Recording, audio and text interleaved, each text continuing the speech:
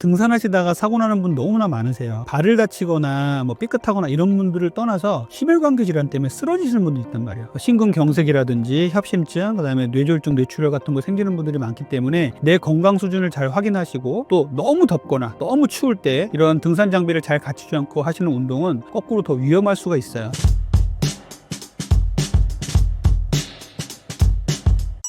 WHO가 비만을 신종 전염병으로 간주한 것이 사실인가요? 비만은 신종 전염병이다, 이렇게 WHO에서 결론을 내렸어요. 그런데 비만이 무슨 코로나도 아니고 전염병도 아닌데 왜 이런 말씀을 하죠? 이렇게 얘기를 해보면 WHO는 그만큼 위험하다는 얘기를 한 겁니다. 첫 번째는요, 전염병처럼 공중보건에 위협을 가한다는 거고요. 두 번째는요, 전염병처럼 빠른 속도로 퍼지고 있다, 전 세계가 위험에 빠지고 있다, 이런 얘기를 하는 거고, 세 번째는 전염병과 같이 아주 건강에 치명적인 문제를 일으킬 수 있다는 얘기를 한 거예요. 그래서 이만큼 전 세계적으로 우리 비만의 문제는 심각하다. 비만 인구가 늘고 있고, 비만으로 인해서 사회적 비용도 많이 나가고 있고, 질병으로 인해서 사망하는 사람들이 많다라고 생각하시면 되겠습니다. 최근에 우리나라 통계를 보면요, 성인 중에서 남성은요 46%가 비만이고요, 거의 반이 비만이라는 소리죠. 여성은 27%가 비만으로 나왔어요. 조금 충격적인 내용이에요. 성인 남성의 거의 반수가 비만이라는 거고요. 근데 남성들을 좀 특징적으로 봤더니 성인 남성의 30대, 우리 사회의 주축이라고 할 수 있는 이 30대가 55.7%로 아주 높습니다. 여성들은요, 오히려 젊었을 때는 괜찮은데 나이가 들수록 좀 비만도가 높아져서 70대가 넘어가면요 39% 이상이 비만이다, 이런 연구가 나왔어요. 그래서 우리 사회도 이 비만에서 자유로울 수가 없고, 우리 사회도 결국은 신종 전염병이다라고 할 정도의 이 비만의 문제가 심각하게 우리 사회를 위협하고 있다고 생각을 합니다. 비만은요, 우리가 그냥 겉으로 봐서 그냥 뚱뚱하다 이렇게 생각할 수 있지만 꼭 그렇진 않아요. 비만은요, 각종 질환의 원인이 됩니다. 특히 이제 내장 지방이 원인이 되는데요. 흔히 말하는 이 젊은 여성분들의 피하 지방, 우리가 손에서 이렇게 우리가 딱 잡았을 때 잡히는 이 피하 지방은요, 보기엔 안 좋을 수 있어도 건강을 위협하는 경우는 그렇게 많지 않아요. 그런데 이 내장 지방이 쌓이기 시작하면요, 이제 곧바로 건강을 위협하기 시작합니다. 이 지방은요, 옛날에는 그냥 거기 있는 녀석이었나 보다라고 생각을 했었는데 요즘에는 달라졌어요. 지방세포 안에서 엄청나게 나쁜 물질이 많이 나와요. 사이토카인 같은 물질이 나와서 우리 몸에 염증을 다 일으키고 몸의 여러 가지 대사를 망가뜨립니다. 가까운 예로 비만이 일으키는 질환을 보면요, 고혈압, 그리고 당뇨병, 고지혈증, 지방간, 고요산혈증이라 그러죠. 통풍 일으키는 거. 그다음에 이제 관절염도 일으키고요. 무거우니까 이제 하중을 버텨야 되니까 발목이나 무릎 같은데 관절염도 많이 일으키고요. 이제는 정신과 질환, 우울증이나 공황장애를 일으키고요. 그다음에 이제 암까지 일으킵니다. 각종 여성암이라든지 신장암이나 대장암 같은 경우는 비만과 아주 긴밀하게 연관이 돼 있어요. 그래서 거의 모든 질환을 비만이 일으킨다고 돼 있기 때문에 이 비만에 대해서 좀 위험성을 잘 아셔야 됩니다. 굶어서 살 빼는 것이 위험한 이유가 무엇인가요? 우리가 다이어트를 하겠다라고 생각하고 몇 달 뒤에 휴가가 있어서 비키니를 입어야겠다고 생각하면 제일 먼저 생각하는 게 굶자라고 생각하시는 분들 많이 계실 거예요. 그런데 절대 굶으시면 안 돼요. 굶으면은요, 우리 몸에서 아주 나쁜 대사가 일어납니다. 첫 번째는요, 근손실이에요. 우리가 굶으면은요, 체중계에 올라가 보면 체중이 좀 빠지는 것 같고 옷을 입으면 좀 좋아진 것처럼 보이지만, 굶어서 뺀 살은요 대부분 단백질, 근육이 빠지는 거예요. 우리의 목표는 지방을 빼는 거잖아요. 그런데 우리의 목표인 지방이 빠지는 게 아니라 근육만 빠진단 말이에요. 그래서 휴가 갔다 돌아와서 또 다시 먹어야 되잖아요. 일반적인 식사로 돌아가게 되면요, 지방이 다시 찝니다. 근육은 별로 안 찌고요. 그래서 이게 반복되면 어떻게 되겠어요? 두 번째 문제인 요요 현상이 생깁니다. 마른 비만이 유발이 되면서 요요 현상이 생기는 거예요. 그래서 굶어서 살 빼고 이게 반복되면 반복될수록 살이 더욱더 찌게 되는 몸으로 되는 거예요. 그래서 체질 자체가 자꾸만 살이 찌는 체질로 바뀌게 됩니다. 굶어서 살 빼는 분들은 이렇게 근손실이 일어나고 요요 현상이 생겨서 결국은 살이 계속 찔 수밖에 없는 체질로 바뀐다. 꼭 생각해 주셨으면 좋겠습니다. 특히 식후 운동을 강조하시는 이유가 무엇인가요? 식사 후에 운동을 하시는 거는 정말 중요해요. 제가 식후 운동을 강조드리는 이유는요, 첫 번째는요, 혈당 조절이 잘 되게 합니다. 우리가 현대인들이 살찌는 원인은 정제된 탄수화물을 먹고 인슐린이 나와서 포도당을 세포안으로 집어넣으면서 남아있는 탄수화물을 지방으로 축적하기 때문에 우리가 내장지방으로 쌓이게 되는 것이 이게 비만의 원인이거든요. 그런데 식후에 조금만 걸어도 우리 혈당이 안정화가 돼요. 그래서 근육이 우리 몸에 혈당을 먹는 스펀지다 이런 얘기를 합니다. 그래서 근육을 조금씩만 움직여줘도 혈당이 좀 안정화되는 효과를 볼 수가 있습니다. 그래서 식후에 걸으시면요, 다이어트에도 도움이 되고요, 혈당을 떨어뜨리는 데도 도움이 돼요. 두 번째는요, 식후에 적절하게만 걸어준다면요, 소화에 도움이 됩니다. 식후에 막 무지하게 걸어오는 소리 아니에요. 식후에 소화가 좀 된 다음에 조금씩 걸어주시면 소화가 잘 되죠. 그래서 식후 운동은 소화기관에도 도움이 됩니다. 세 번째는요, 식후의 운동은 칼로리 소모를 도와줍니다. 우리가 먹은 음식에 칼로리 소모를 식후 운동을 통해서 할 수가 있어요. 그래서 식후 운동이 칼로리 소모에 도움이 된다라고 생각이 들고요. 다섯 번째는요, 우리가 지속적인 대사를 활성화시켜줘요. 식후에 운동을 함으로써 우리 대사가 원활하게 돌아가게 되죠. 그래서 이렇게 대사에도 도움이 된다라고 보시면 되겠고요. 마지막으로 제가 제일 중요하게 생각한 것 중에 하나가, 식후 운동을 하면은요, 기분이 좋아지잖아요. 스트레스도 해소가 되고, 그래서 코르티졸이라는 농도는 떨어지고 세로토닌 농도는 올라갑니다. 그래서 우리가 더욱더 정제탄수화물을 안 먹는 몸으로, 그리고 우리가 잘못된 식욕을 억제하는 쪽으로 우리가 발전을 하기 때문에 식사 후에 이렇게 조금이라도 걷는 운동은 상당히 중요하다고 봐요. 그런데 이제 식후에 얼마나 있다 걸을 것이냐, 식후에 얼마나 걸을 것이냐에 대해서 논란이 좀 있죠. 저는 식사 후에 바로 운동을 하시라고 말씀드리는데, 이 운동이라는 게 그냥 헬스장 가가지고 열심히 운동하는 과격한 운동 얘기하는 게 아니에요. 식후에는요, 어슬렁어슬렁 움직이셔야 돼요. 식후에 가만히 있는 분들이 너무 많아요. 밥 먹자마자 식탁에서 내려와서 소파에 벌러덩 누워가지고 아무것도 안 하고 TV 보다 잠들잖아요. 이런 현대인들의 습관들이 정말 무서운 거거든요. 그래서 식후에는요, 가만히 있지 마시고 식기도 좀 정리를 하시고, 그리고 재활용도 하시고 이러다가 30분 정도가 지나서 소화기관이 조금 안정화가 되면 동네 한 바퀴 돌고 돌아오세요. 어슬렁어슬렁 걷다가 조금 천천히 걷는 시간을 좀 가르시고요. 30분에서 1시간 정도가 지나서 속이 좀 편하다 그러면 강도를 좀 올려서 30분 정도 빠르게 걷고 들어오시면 제일 좋은 운동이 될 수가 있겠습니다.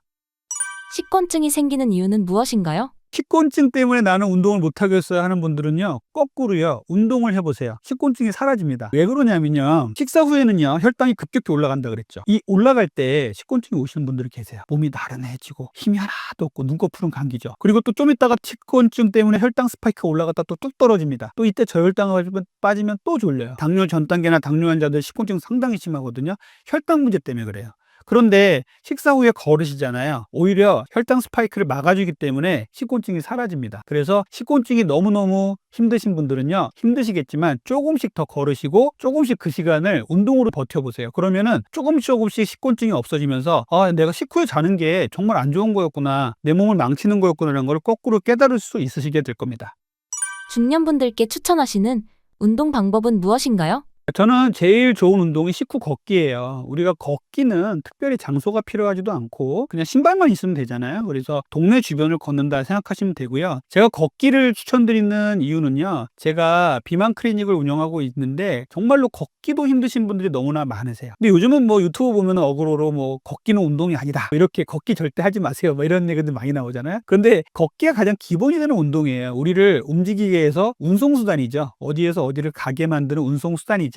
우리가 가장 기본이 되는 운동입니다. 그렇기 때문에 걷기조차 하시기 힘든 분들이 어떤 다른 운동을 할 수가 있겠어요. 그래서 걷는 게 1번입니다. 그래서 걸으면은요, 우리가 종아리 근육이나 허벅지 근육, 엉덩이 근육을 쓰게 되잖아요. 그래서 걸으면 이런 근육을 쓰게 되면서 혈당 수준이 안정화가 되고 조금 더 내가 긍정적인 사람으로 바뀝니다. 그래서 다이어트를 할 수 있는 힘이 생기는 거예요. 그래서 식후 걷기를 가장 추천을 드리고요. 두 번째는 이제 이 걷기가 잘 되시는 분들, 조금 더 강도를 높여서 하겠다 그러시면 빠른 속보를 걸으실 수가 있겠죠. 그 다음에 계단 오르기를 할 수가 있습니다. 조금 더 나가시면 조깅까지 할 수가 있어요. 그래서 등산도 할 수 있겠죠. 이렇게 해서 조금씩 단계를 올려 가셔야 됩니다. 처음부터 무리하게 내가 걷기도 안 되시는 분인데 조깅을 한다고 나갔다가 다치시거나 이러면 안 되거든요. 특히 계단 오르기는요, 몸의 밸런스 상당히 중요한데, 저는 계단 오르기 정말 중요하다고 얘기를 하시거든요. 요즘같이 추울 때는 한국에 아파트가 많기 때문에 이 계단 오르기가 상당히 중요합니다. 그런데 걷기도 잘 못하시는 분들이 계단 오르시다가 넘어지시는 분들도 계세요. 그래서 걷기가 충분히 잘 되고 계단 오르기를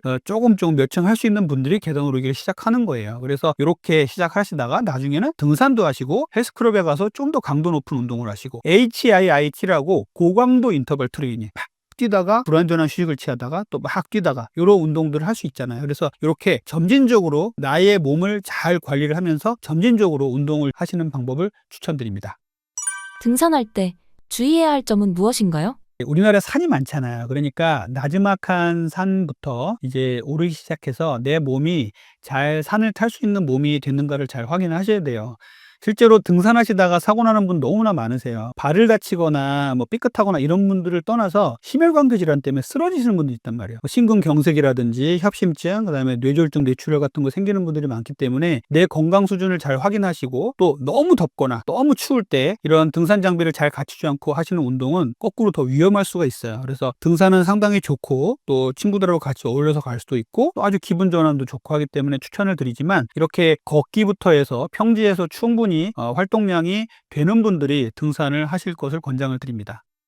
공복 운동에 대한 견해는 어떠신가요? 공복 운동 상당히 좋은 운동이에요. 공복 운동을 추천하는 이유는요, 공복에 운동을 하시면은요, 지방 연소를 촉진시킨다는 연구들이 있어요. 공복에는 제가 혈당 수준도 낮고 인슐린 수준도 낮다고 말씀드렸잖아요. 여기서 운동을 하게 되면요, 우리 몸이 제일 먼저 지방을 꺼내다가 씁니다. 그래서 대사를 원활하게 해주고 지방을 태울 수가 있기 때문에 공복 운동이 이런 부분에서 도움이 돼요. 두 번째는요, 인슐린 감수성을 좋아지게 해요. 공복에 운동을 하시면은 인슐린 감수성이 좋아져서 우리가 음식을 먹었을 때 인슐린이 조금만 나와도 이것들을 잘 몸에다가 저장할 수 있는 몸이 되는 겁니다. 그래서 인슐린 저항성도 좋아지게 할 수 있다. 이 부분도 공복 운동이 좋은 장점이에요. 세 번째는요, 칼로리 소모를 극대화할 수가 있어요. 우리가 공복에 운동을 하면요, 우리가 에너지를 태우면서 주로 칼로리가 타지면서 주로 지방세포가 타게 되죠. 그렇기 때문에 공복 운동이 이런 부분에서 크게 도움이 된다고 봅니다. 그런데 공복 운동을 제가 적극적으로 말씀을 안 드리는 이유가 뭐냐면요, 공복에 운동을 하시다가 거꾸로 부작용이 나시는 분도 간혹 계셔서 그래요.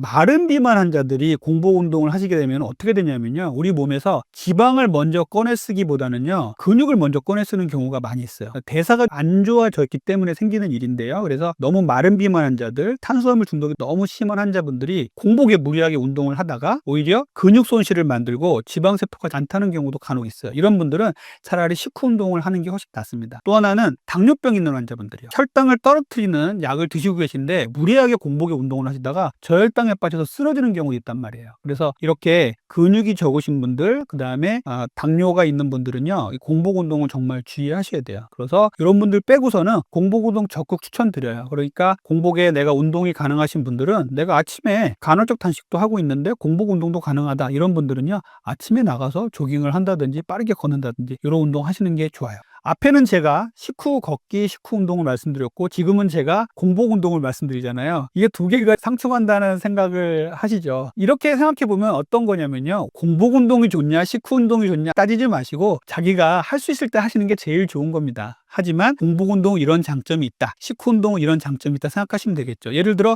당뇨병 환자라면 공복 운동보다는 식후 운동을 해서 혈당 수준을 잘 관리하는 사람이 되는 게 좋겠고요. 내가 근육이 충분하다, 그리고 아침을 굶을 수 있는 사람이다, 그러면 아침에 공복에 나가서 조깅을 하고 들어온다든지, 이런 분들은 공복 운동이 더 좋겠죠. 그래서 공복 운동, 식후 운동 열심히 공부하지 마시고 제 얘기만 들으신 다음에 시간이 되실 때, 내가 가능할 때 언제든지 운동을 하시는 분들이 됐으면 좋겠습니다. 마지막으로 신사임당 구독자분들께 한 말씀 부탁드립니다. 2025년이 밝은 지도 한두 달 지나갑니다. 여러분들 새해 세웠던 다이어트 계획은 잘 진행되고 계신지 궁금합니다. 우리가 다이어트는 건강하고자 하는 겁니다. 건강을 망치면서 하는 다이어트 정말 바람직하지 않고요, 건강을 증진시키면서 내 몸을 더욱더 건강하게, 그리고 내 몸에 좋은 음식이 들어와서 내 몸을 좀 더 건강하게 만드는 이런 다이어트를 하셨으면 좋겠습니다.